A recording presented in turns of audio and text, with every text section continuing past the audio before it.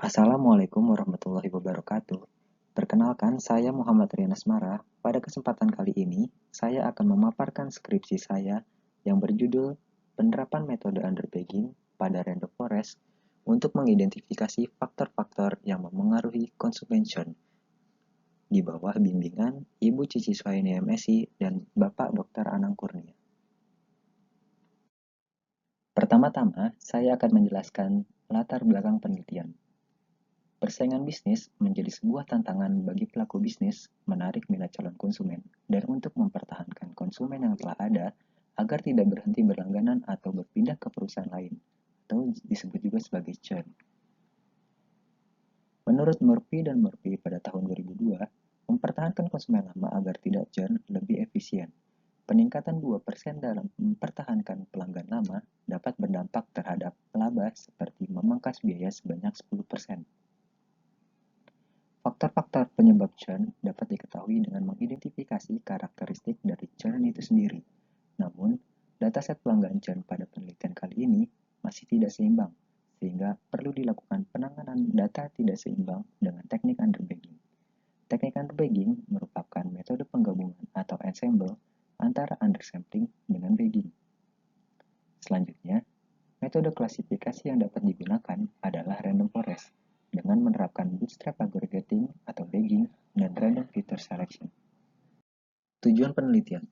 Tujuan penelitian ini adalah menerapkan teknik underbagging untuk penanganan masalah kelas tidak seimbang serta mengidentifikasi faktor-faktor yang menyebabkan konsumen berpotensi churn dengan menggunakan metode random forest agar perusahaan bersikap proaktif untuk mempertahankan konsumennya. Tinjauan pustaka. Terdapat 6 tinjauan pustaka yang saya gunakan dalam penelitian ini. Pertama, churn.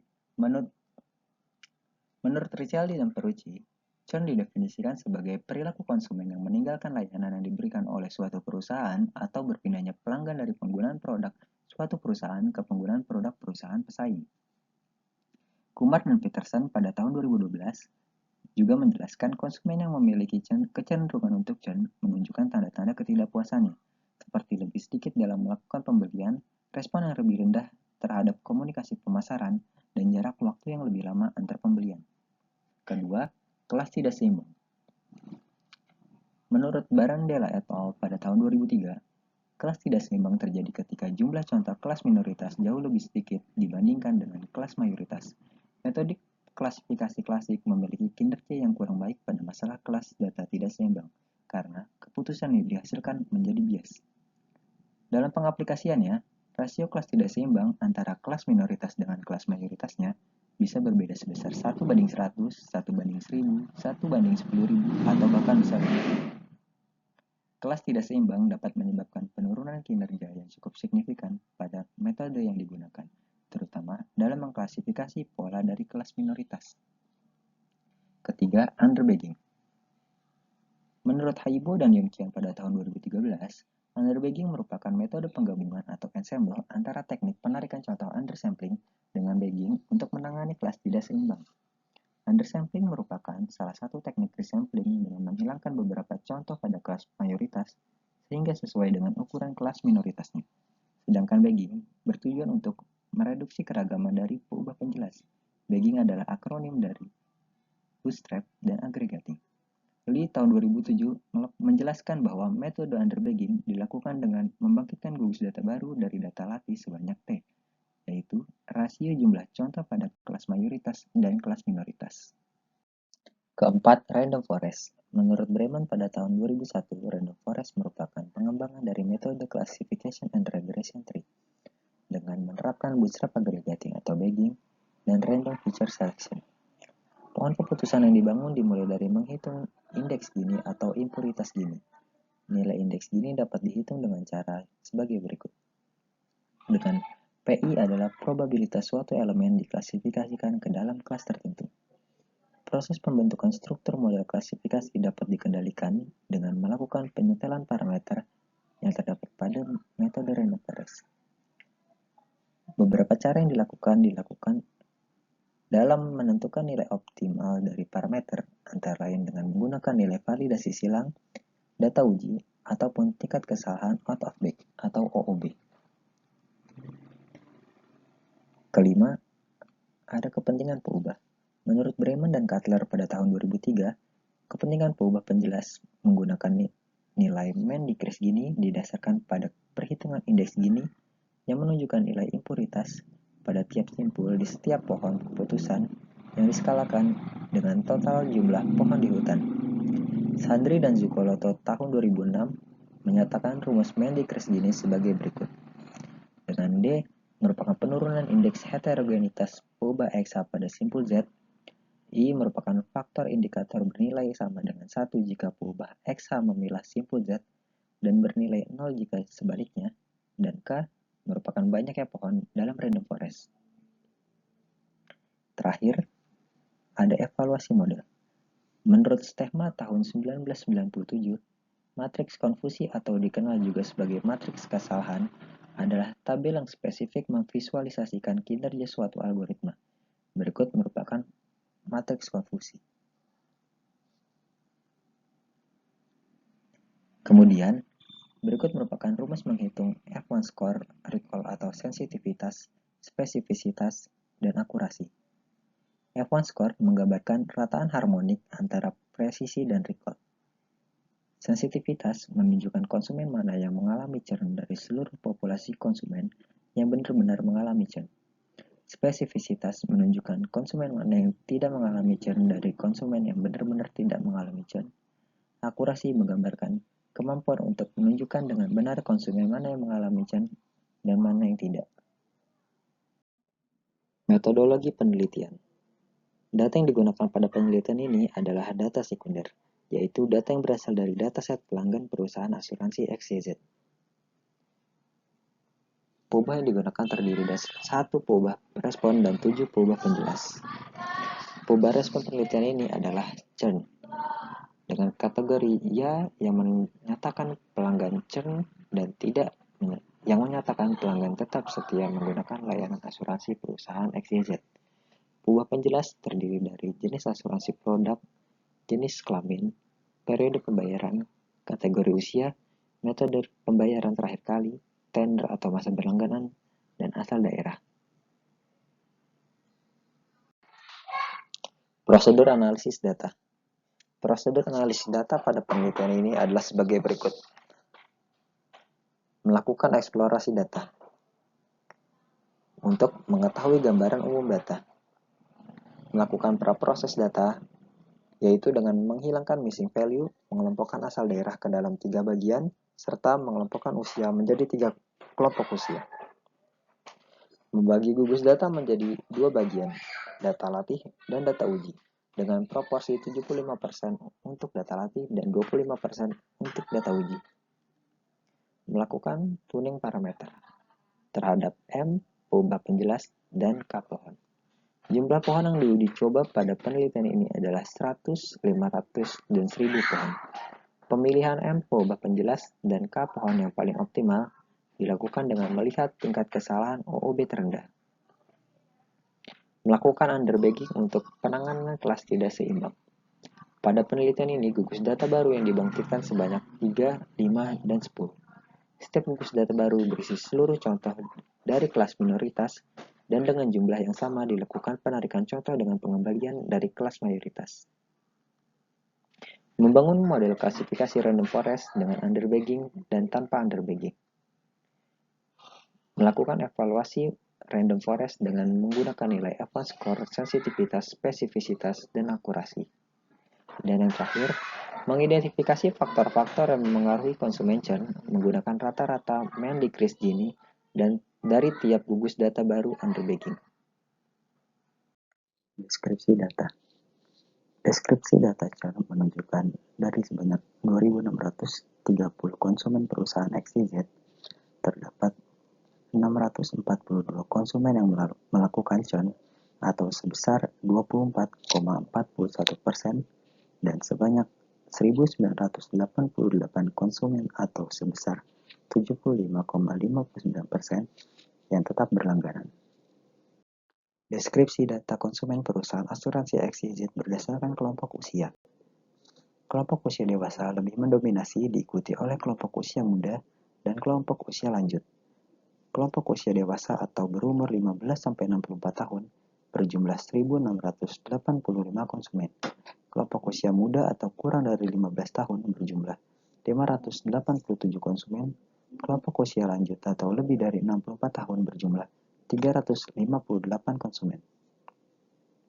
Kemudian berdasarkan jenis kelaminnya, konsumen churn didominasi oleh konsumen laki-laki dengan persentase konsumen churn sebesar 16,05% laki-laki dan 8,37% perempuan. Sedangkan konsumen yang memilih untuk tetap berlangganan sebesar 40,68% dari konsumen laki-laki dan 34,9% dari konsumen perempuan.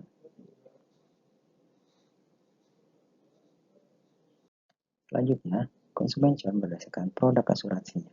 Terdapat 3 jenis produk asuransi perusahaan XYZ, yaitu perlindungan kesehatan, perlindungan jiwa, dan perlindungan kendaraan. Konsumen yang churn didominasi oleh konsumen yang menggunakan jenis produk asuransi perlindungan jiwa, yaitu sebanyak 562 konsumen atau sebesar 21,37%. Diikuti oleh konsumen yang churn dari jenis produk asuransi perlindungan kesehatan, yaitu sebanyak 62 konsumen atau sebesar 2,36%. Dan konsumen yang churn dari jenis produk asuransi perlindungan kendaraan sebanyak 18 konsumen atau sebesar 0,68%. Lalu, jika dilihat berdasarkan periode pembayarannya, terdapat 2 kategori periode pembayaran, yaitu bulanan dan tahunan. Konsumen yang melakukan pembayaran asuransi dengan periode bulanan lebih banyak jika dibandingkan dengan konsumen yang melakukan pembayaran secara tahunan. Sehingga, konsumen churn didominasi oleh konsumen yang memilih metode pembayaran bulanan sebesar 20,42%, sedangkan konsumen churn dari metode pembayaran tahunan sebesar 3,99%. Jumlah konsumen churn berdasarkan metode pembayaran. Terdapat 9 pilihan metode pembayaran yang ditawarkan oleh perusahaan XYZ. Metode pembayaran melalui Alfamart paling banyak diminati oleh konsumen perusahaan asuransi XYZ. Sehingga, konsumen churn juga banyak terdapat pada konsumen yang memilih membayar melalui Alfamart, yaitu sebanyak 329 konsumen. Dominasi konsumen churn lainnya diikuti oleh metode pembayaran melalui BNI Virtual Account sebanyak 129 konsumen, Mandiri Virtual Account sebanyak 91 konsumen, kartu kredit sebanyak 43 konsumen, Permata Virtual Account sebanyak 21 konsumen, Denamon Virtual Account sebanyak 12 konsumen, Transfer Bank sebanyak 9 konsumen, Maybank Virtual Account sebanyak 7 konsumen, dan GoPay sebanyak 1 konsumen. Jika dilihat berdasarkan asal daerahnya, terdapat 3 kategori asal daerah yang digunakan dalam penelitian ini, yaitu Pulau Jawa, luar Pulau Jawa, dan DKI Jakarta. Konsumen perusahaan XYZ didominasi oleh konsumen yang berasal dari Pulau Jawa, yaitu sebesar 43,57%, diikuti oleh konsumen dari luar Pulau Jawa sebesar 28,82%, dan konsumen dari Jakarta sebesar 27,61%. Persentase konsumen churn terbanyak berasal dari daerah Pulau Jawa sebanyak 303 konsumen atau sebesar 11,52%. Diikuti oleh DKI Jakarta sebanyak 175 konsumen atau sebesar 6,65%, dan luar Pulau Jawa sebanyak 164 konsumen atau sebesar 6,24%. Dan yang terakhir merupakan sebaran konsumen berdasarkan masa berlangganan atau tenur. Konsumen yang berlangganan paling singkat berada pada 1 bulan, dan konsumen yang berlangganan terlama berada pada 70 bulan. Seiring berjalannya waktu dalam berlangganan, kemungkinan konsumen untuk churn akan semakin berkurang. Dari data terlihat bahwa terdapat lonjakan besar konsumen yang churn dalam bulan pertama berlangganan. Hal tersebut menunjukkan bahwa ada banyak konsumen yang akan keluar setelah hanya sebulan masa berlangganan. Klasifikasi Random Forest. Metode Random Forest akan membentuk kumpulan pohon keputusan dan menggunakan empobah penjelas yang dipilih secara acak. Pada penelitian ini, jumlah pohon yang dicoba adalah 100, 500, dan 1000 pohon. Pemilihan M peubah penjelas dan K pohon yang paling optimal dilakukan dengan melihat tingkat kesalahan OOB terendah. Maka, dari hasil tersebut, dapat terlihat bahwa parameter optimal didapat dari 30 penjelas dan 1000 pohon yang digunakan, dengan tingkat kesalahan OOB-nya sebesar 3,25%. Evaluasi Random Forest. Parameter optimal yang telah didapat kemudian digunakan untuk membangun model klasifikasi dengan metode Random Forest.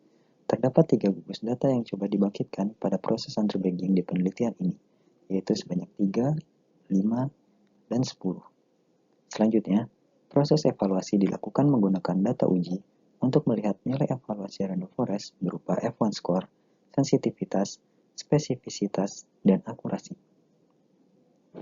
Tabel evaluasi Random Forest ini menunjukkan nilai evaluasi Random Forest dengan penanganan masalah kelas tidak seimbang menggunakan teknik underbagging dan tanpa menggunakan underbagging.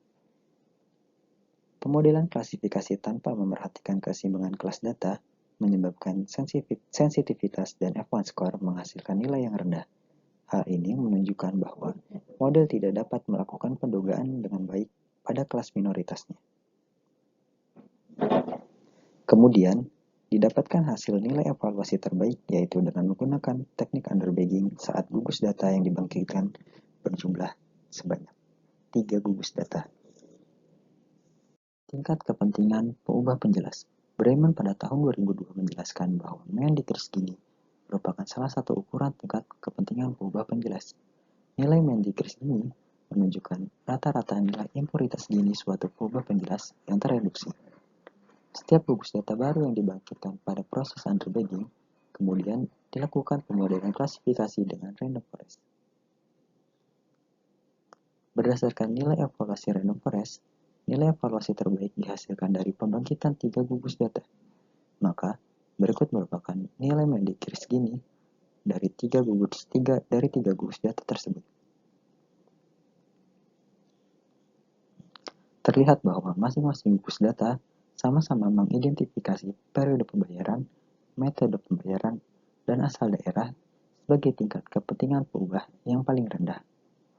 Kemudian, berikut merupakan mean decrease Gini pada random forest rataan gugus data.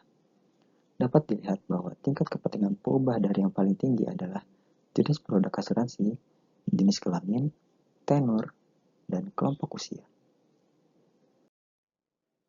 Kesimpulan dari penelitian ini adalah perusahaan XYZ memiliki 2 kategori peubah respon, yaitu konsumen churn dan konsumen tidak churn. Metode random forest mengombinasikan antara 3 peubah penjelas dan 1000 pohon yang dibangun sebagai parameter optimal yang digunakan. Penerapan underbagging membangkitkan 3 gugus data baru menghasilkan nilai F1 score, sensitivitas, spesifisitas, dan akurasi tertinggi. Ukuran tingkat kepentingan peubah penjelas random forest menggunakan nilai mean decrease Gini menghasilkan 4 peubah penjelas dengan tingkat kepentingan tertinggi, yaitu dari jenis produk asuransi, jenis kelamin, tenur, dan kelompok usia. Saran yang dapat diberikan berdasarkan penelitian ini adalah untuk menambah jumlah peubah penjelas mengenai identitas diri dan pola transaksi konsumen yang berpengaruh terhadap model untuk meningkatkan kinerja model dalam melakukan klasifikasi. Sekian pemaparan penelitian dari saya. Terima kasih atas perhatiannya. Wassalamualaikum warahmatullahi wabarakatuh.